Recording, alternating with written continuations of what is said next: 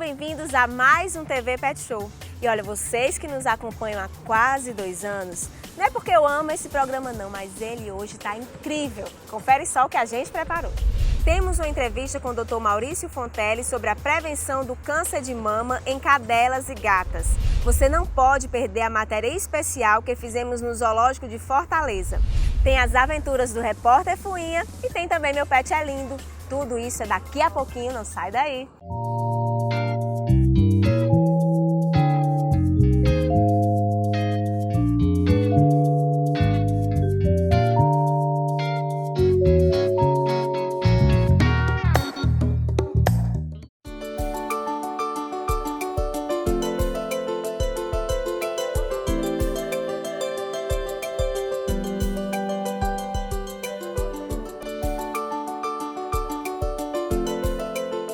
Olha só quem está aqui comigo, gente, o Dr. Maurício Fontelli. Tudo bem, doutor? Tudo bem, que ótimo estar aqui de volta. O doutor Maurício, ele deu uma verdadeira aula pra gente. Doutor, a repercussão foi grande, até porque o assunto é oncologia. Isso, é de se Doutor esperar. Maurício, ele é pós-graduado em oncologia e nós falamos de uma maneira geral da oncologia. Sim. Só que, doutor, surgiram muitas dúvidas, as pessoas querendo saber sobre o câncer de mama, aproveitar que passou aí o Outubro Rosa, isso. que também existe esse movimento na medicina veterinária, Sim, não é isso, doutor? existe. Há alguns anos a gente vem conscientizando as pessoas com relação ao câncer de mama também entre os nossos animais de companhia, e a semelhança da medicina humana tem se pensado no Outubro Rosa veterinário também. Doutor, estamos cheios de dúvidas aqui para o senhor socorrer a gente. Pois não.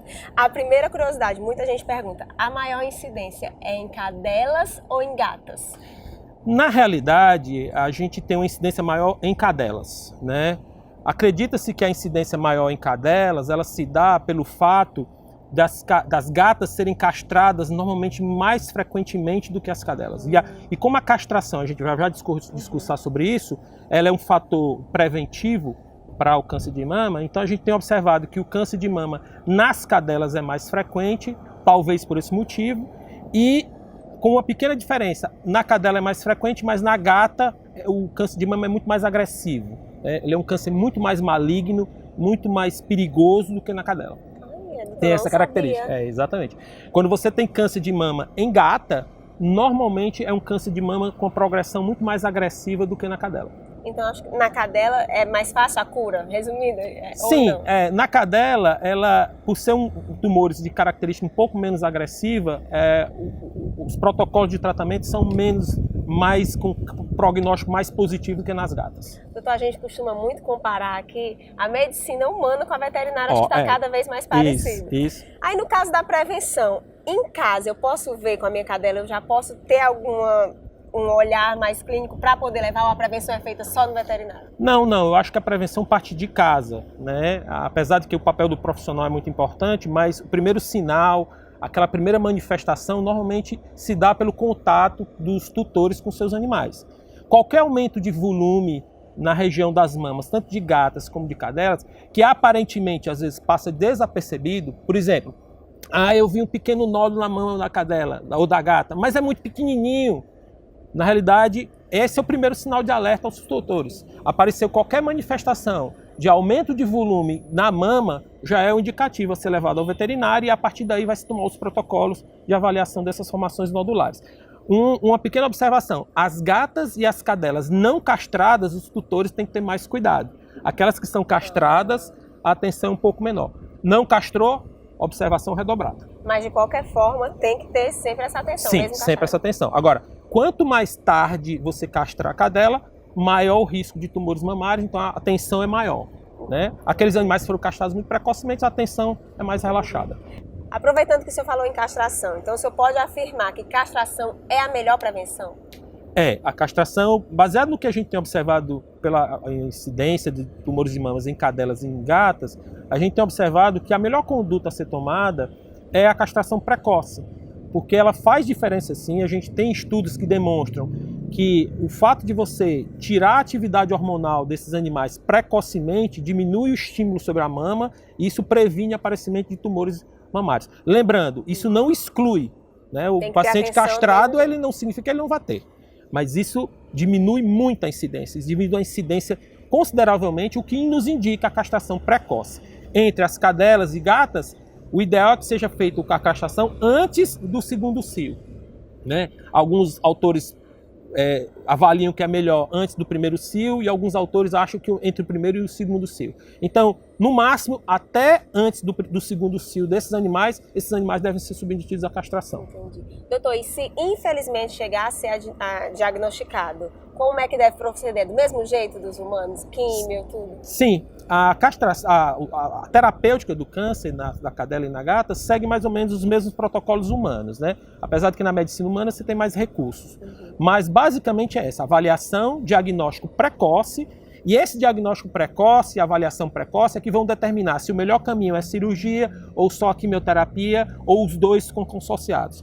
O que a gente observa é que o diagnóstico precoce, quanto mais cedo você perceber a presença dessas nodulações na mama, mais fácil vai ser o tratamento, melhor vai ser o prognóstico. Aí voltamos àquele assunto, prevenção é tudo, igual ao ser humano.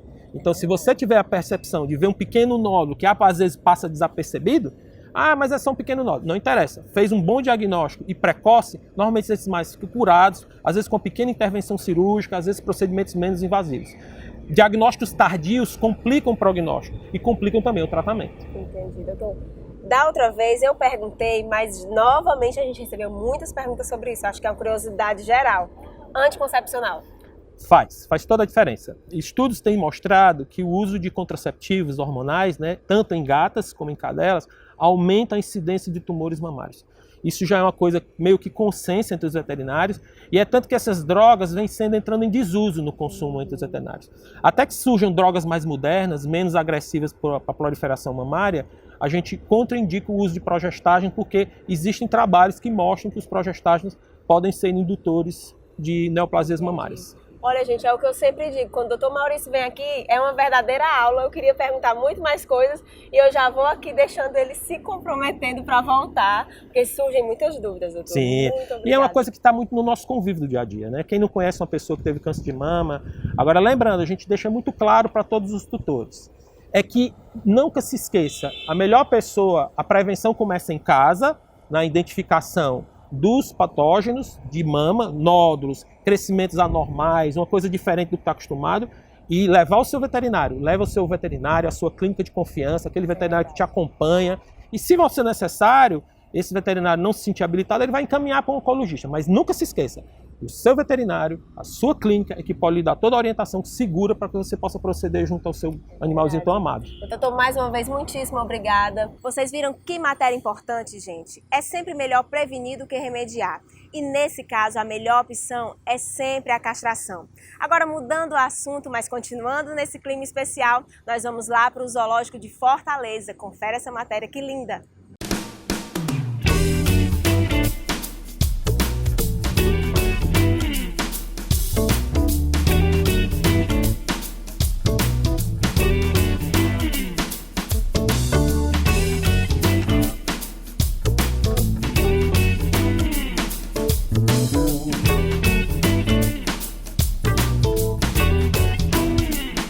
Doutora Stephanie, primeiramente, muito obrigada por nos receber aqui. Gente, primeiro ela passou uma tarde inteira com a gente, levando a gente para conhecer tudo. Nós ficamos encantados e agora a gente vai falar sobre essa tarde que a gente passou aqui. Primeiro, doutora, como é a rotina aqui de cuidado com os animais? Aqui no Zoo a gente tem uma rotina que é intensa, né? Porque nós temos vários animais de várias espécies, então a gente precisa ter um cuidado especial com cada tipo de animal que a gente tem aqui. E aí a gente tem animais em recintos grandes, que a gente precisa também ter esse cuidado na hora de pegar um animal, né? Precisa manter esse animal saudável. A rotina é corrida, mas a gente consegue ajustar tudo. E doutora, quais são os animais, quem vem aqui, que pode encontrar? Aqui a gente tem várias espécies de animais, né? Das aves a gente tem os psitacídeos, que englobam araras, papagaios. De mamífero a gente tem cutia, tem cateto. A gente também tem as ratitas, que lá nas aves, que são os avestruzes, as emas. A gente tem os primatas, temos macacos pregos aqui. Tem animal para todo gosto. A gente tem os répteis também, as serpentes, os jabutis, os cágados. A gente tem jacaré. A gente tem animal para todo gosto, para todo mundo conhecer essas espécies diferentes. Gente, eu vou até avisar para vocês que eu estou com um caderninho aqui, porque eu vou pescar mesmo. A gente veio fazer essa matéria e a gente viu tanta coisa, tanto de trabalho. A gente acompanhou o trabalho da doutora, por isso que eu fui anotando alguns pontos para eu não esquecer, porque é muita informação legal para passar para vocês. Primeiro, doutora, eu queria que você falasse, porque a gente viu muito o seu trabalho aqui. Como é um pouquinho da sua rotina? Quando chega, quais os cuidados que tem que ter com ele? Quando a gente chega, né, geralmente eu vou primeiro cuidar dos animais que estão no ambulatório. A gente tem alguns animais que precisam de cuidado por uma questão mesmo de alguma doença, tá acometido por algum problema. Então, primeiro eu cuido dos animais que estão lá, porque eles precisam fazer medicação no horário correto. Logo após, a gente vai fazer o que a gente chama de ronda, né, que é ver os animais no recinto, e nisso a gente conversa com os tratadores para saber como esses animais estão se comportando, se estão com comportamento normal ou não para serem avaliados. Então, de uma maneira geral, a gente faz isso. Doutora, e a questão da alimentação, como é que é feita? É feito aqui mesmo no zoológico? Isso, a alimentação, a gente recebe esse alimento e aqui mesmo é limpo, né? O alimento é limpo e vai ser servido para os animais. É cortado de acordo com cada espécie e cada espécie come um determinado tipo de alimento. Esse alimento é todo balanceado, a gente tem uma zootecnista aqui na equipe que faz esse balanceamento da dieta de cada animal. Então, vai em específico para cada espécie um determinado alimento. E o alimento que essa espécie come na natureza. Porque a gente precisa adequar esse alimento à espécie. Mesmo ele tá vivendo aqui com a gente no recinto, ele precisa comer o que ele já come de uma forma mais natural possível. Quer dizer, então, que se é de uma forma mais natural possível, então eles têm presas mesmo que são servidas?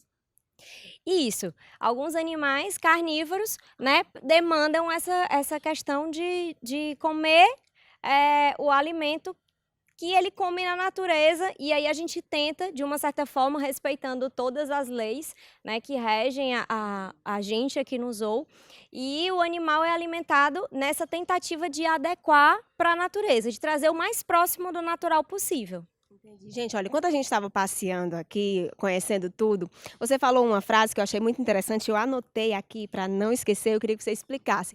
Por que que você fala zoológico não é vitrine? Pronto, vamos lá.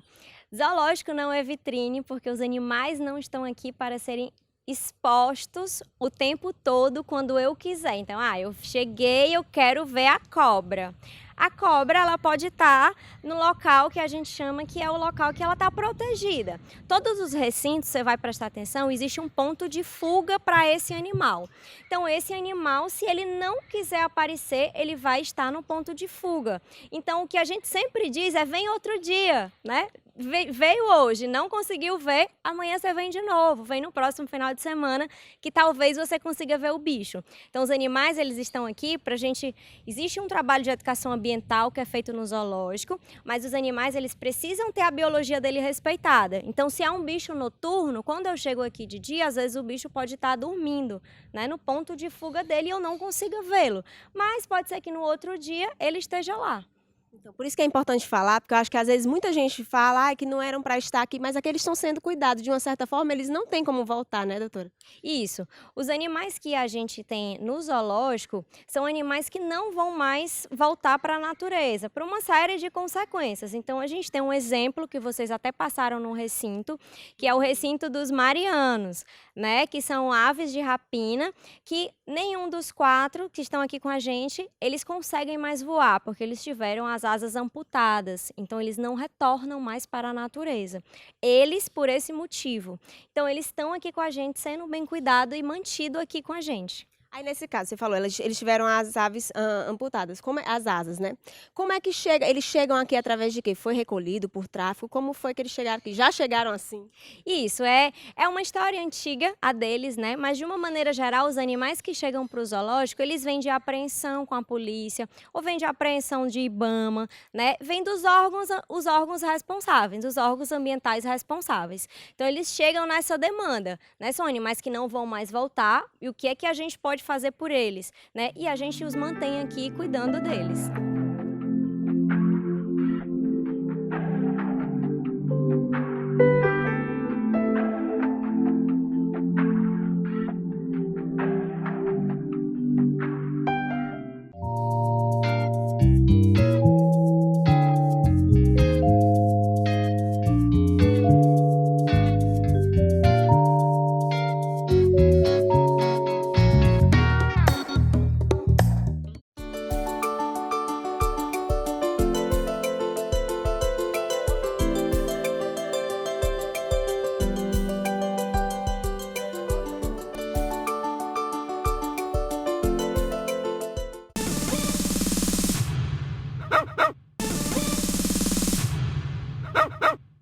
Tem como saber qual a idade do animal mais velho aqui? Porque a gente vê que tem muitos animais que já são bem idosos.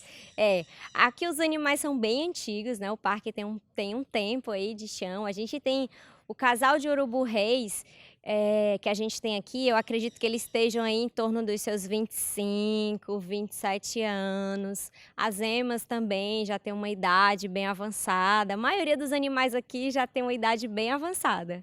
Olha, eu estou fazendo pergunta de quem está visitando mesmo, são perguntas bem leigas. A gente passou aqui e viu a quarentena, o que é isso? O zoológico ele é dividido por setores. A gente tem os recintos, que é o que as pessoas conseguem ver quando estão passeando aqui no zoológico. A gente tem o setor extra e a gente tem o setor da quarentena. O setor da quarentena ele é um setor que a gente mantém os animais lá antes deles descerem para os recintos de visitação. Então lá eles estão fazendo exames, vão ver se está apropriado, se não está, se estão aptos para descer, porque às vezes nos outros recintos eu já tenho um animal lá. Então eu preciso ver se eles vão conseguir se aproximar, se não vai ter briga. Fez os exames, está tudo bem, check-up ok, a gente consegue juntá-los, ele vai descer para o recinto. Entendi. Olha, quando nós chegamos aqui, a doutora ia atender 2 cobras, se eu não me engano, e depois um cágado que estava com pneumonia. Aí eu pergunto, doutora, como é que sabe que um cágado está com pneumonia? Aqui a gente tem uma parceria, né? Meu trabalho é em parceria com os tratadores também, porque eles estão ali na rotina com o animal no dia a dia. Então, esse cágado, ele estava fora da água, não estava conseguindo nadar, estava afundando. E aí, nisso, o tratador observou essas características e relatou. Quando eu fui observar, peguei o animal, fiz todos os exames e foi diagnosticado com pneumonia, que é uma das suspeitas para esse quadro que ele apresentou de sintomas. Então, eu nunca imaginava na vida. E ainda tem injeçãozinha que puxa, patinha, como é que puxa a patinha? A injeção a gente faz desse medicamento em específico para ele, foi feito intramuscular. E aí eu pego a musculatura da pata. Eu nunca imaginava na vida isso. Outra curiosidade que a gente tem, quem visita, eu acho que vê, não tem noção de que tudo é planejado, né? Existe até um paisagismo dentro dos recintos. Explica um pouco isso para eles, gente. Isso. Cada animal tem que expressar o seu comportamento natural, tá? Então, por exemplo, se a gente pensa nos primatas, a gente vê cordas, vê redes, porque eles gostam de estar empedurados mesmo. Então, o paisagismo dentro do recinto ele vai ser elaborado de acordo com o comportamento da espécie. Então, a gente tem árvore para alguns animais que gostam, né? No recinto das cobras, a gente vai ter troncos, são animais que são arborícolas, gostam de se enroscar nos troncos. Então, existem os pontos de fugas também, que a gente estava conversando sobre. Então, isso vai ser adequado à espécie. O animal vai expressar o comportamento dele e a gente tentar ajustar para que ele consiga realmente expressar. Os felinos, por exemplo, que precisam estar ali amolando garra, desgastando garra. Você vê uma série de troncos ali para eles poderem estar exercitando também, né? São animais que gostam de estar no alto. A jaguatirica, né, como representação de um dos felinos que a gente tem aqui, elas gostam de estarem sempre nos níveis mais altos, protegidas. Então, a gente faz ali uma caminha em cima que eles conseguem subir e se proteger. Entendi. Tinha umas pessoas andando aqui, é outro detalhe. E tinha um gavião, eu acho que fora, aí as pessoas, olha, ele fugiu, mas não, são visitantes também, não é isso, doutora? A gente tem aqui também os animais de vida livre, né? Que são animais que vivem aqui no parque, que convivem com a gente. São animais que vêm aqui, frequentam às vezes os recintos dos outros colegas, e aí eles ficam mais assim, são animais de vida livre, vão e voltam a hora que eles quiserem. Doutora, tem um ponto muito importante que eu achei, é que você sempre fala da questão da importância do tratador, da comunicação com o tratador. Eu acho que ninguém dá a verdadeira importância deles. Eu gostaria que você falasse um pouco como é essa comunicação. A diferença do zoológico, né, da veterinária no zoológico, da veterinária na clínica, talvez seja esse ponto, porque aqui o tratador é como se ele fosse o proprietário. Você é o proprietário, quando você leva no veterinário, você vai relatar os sintomas e os sinais que o bicho está apresentando. Aqui eu tenho o tratador. O tratador está todo dia, ele entra naquele recinto e vê o comportamento do animal. Então, ele percebe o mínimo detalhe do animal estar apresentando outro comportamento. Então, esse animal não está comendo, o tratador vai me dizer.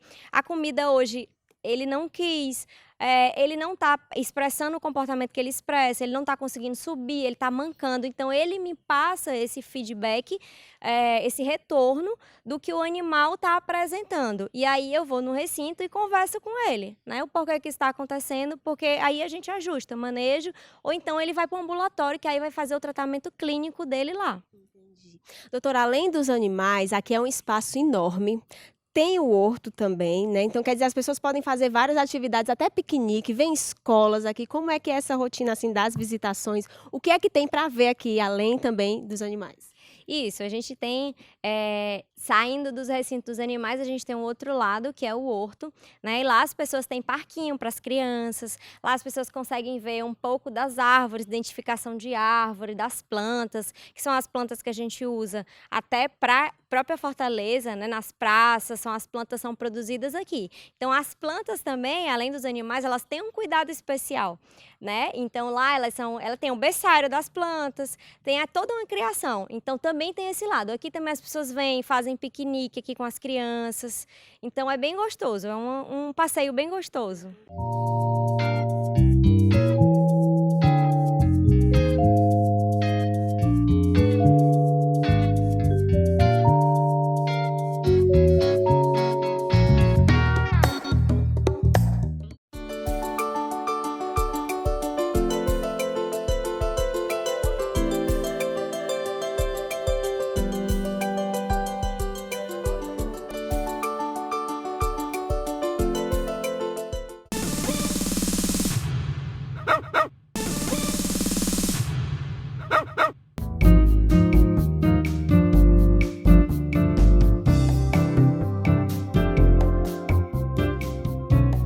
Stephanie, a entrada é gratuita, qualquer pessoa pode vir grupos de escola. Isso, a entrada é gratuita. Geralmente, quando são grupos grandes de escola, a entrada é agendada, tá? Mas podem vir à vontade, tá? Sintam-se à vontade para conhecer aqui o parque. Agora é o seguinte, gente, o que pode e o que não pode fazer aqui, quem vem visitar? Essa é uma pergunta muito importante, tá? Porque a gente vê muitas pessoas sendo barradas lá na entrada. A gente aqui tem normas internas que a gente precisa respeitar. Uma delas é, você não pode alimentar os animais, então não tragam comida para alimentar os animais, comam vocês mesmos, tá bom? Porque os animais, como a gente conversou, eles têm uma dieta apropriada, eles têm uma dieta balanceada, eles têm uma cozinha para preparar os alimentos deles. Então, você dando esse tipo de alimento que está fora da dieta deles, pode prejudicar a saúde dos animais. Outro ponto importante é que no zoológico não entra animais domésticos, tá? Então, não entra com cachorrinho, com gatinho, com qualquer animal doméstico pet, tá certo? Doutora, então, fora essas regras, todo mundo é muito bem-vindo aqui no zoológico, né? Isso, sintam-se em casa, né? Venham sempre e façam um bom passeio. Para quem quiser acompanhar nas redes sociais, tanto daqui do zoológico como as suas, doutora. O Instagram do Zoológico, @zoosargentoprata. Se pesquisar na internet também, Zoológico Sargento Prata, vocês encontram a gente lá, né? O meu @StephanieVete. Doutora, mais uma vez, muitíssimo obrigada. Gente, eu fiquei encantada com o Zoológico de Fortaleza. Olha, se vocês puderem visitar, tenho certeza que não vão se arrepender. E agora é a hora das aventuras do nosso querido repórter Fuinha. Com você, Fuinha. Nha, nha, nha, nha, nha. Olá, pessoal! Descobri algumas coisas que gatos odeiam nos humanos. Alguns humanos gritam, escutam TV, rádio e sons com volume alto. Os gatos não gostam de ruídos fortes, porque o seu ouvido é muito potente. Nos gatos, a audição ajuda a ter um meio ambiente controlado, inclusive quando parecem dormir.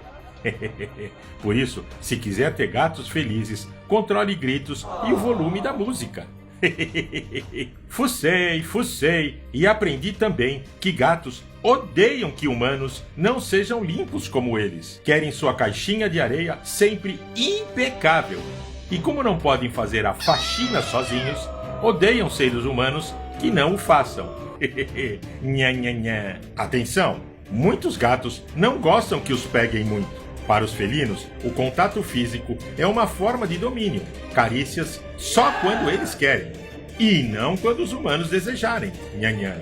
Apesar de não gostarem de algumas coisas, gatos são incríveis e pintam um mundo melhor para a vida dos humanos. Cuide bem dos animais e consulte sempre um veterinário. Repórter Fuinha informou. Fui! Olha, eu tenho certeza que vocês amaram o programa de hoje, assim como eu. Infelizmente está chegando ao fim, mas espero que dá tempo de eu deixar aquele recadinho básico. Você tem alguma dúvida sobre as matérias de hoje? Pode entrar em contato com a gente. Quer rever uma matéria ou tem uma sugestão? Manda mensagem nas nossas redes sociais. E quer aparecer aqui no Meu Pet é Lindo? Faz uma foto ou vídeo com seu bichinho de estimação e envia para o nosso WhatsApp. E não esquece, o nosso encontro é semanal, tem que ficar ligadinho aqui nos horários. Eu vou ficando por aqui. Um beijo, até a próxima!